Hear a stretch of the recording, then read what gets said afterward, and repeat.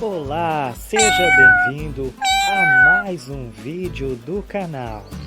Nesse vídeo vamos falar sobre animais que estão na convivência da família. Animais para a família. Alguns fatos sobre eles e se você pode ter eles na sua casa.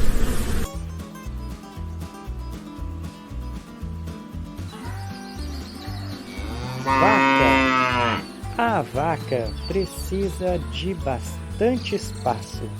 Além dela ser um animal grande, ela come muita grama e alguns vegetais. Então você precisa ter uma área de gramado para botar essa vaquinha. A vaca pode tomar quase 200 litros de água.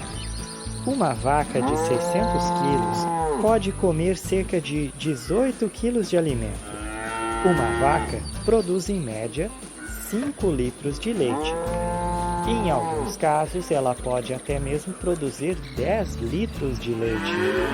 Excelente produto para se fazer um queijo ou mesmo beber in natura. Pato. O pato é um animal menor, um pouco mais fácil de cuidar porque ocupa menos espaço. Porém, para o pato poder ter uma vida mais agradável, ele precisa de água. Então, se você quer muito ter um patinho, procure ter uma piscina ou até mesmo fazer um pequeno lago para ele poder nadar. O pato come bastante variedade de alimentos, como milho, insetos, vegetais e alguns frutos. Gato. O gato é um dos animais mais recomendados para você ter em sua casa. Ocupa pouco espaço e, no geral, é bem sociável. Gosta principalmente de carne.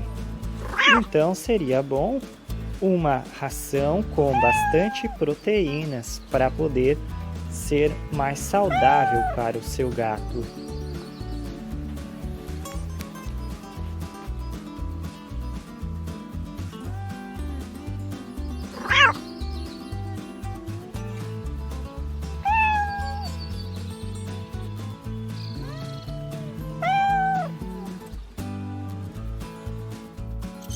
Hamster. Esse animal come pequena quantidade de alimento. Inicialmente você precisa dar apenas um pedacinho de fruta ou vegetal para que o hamster se acostume com a alimentação. Ele ocupa pouco espaço. Você apenas precisa de uma gaiola confortável que tenha água, alimento e alguns brinquedos. Um animal muito sociável e fácil de cuidar.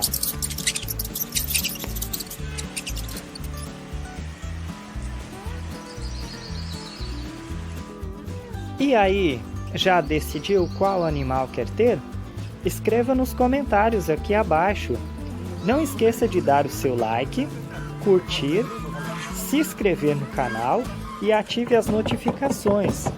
Se quiser também, para contribuir para o crescimento do canal, envie esse vídeo para um amigo que seja amante dos animais. Até o próximo vídeo!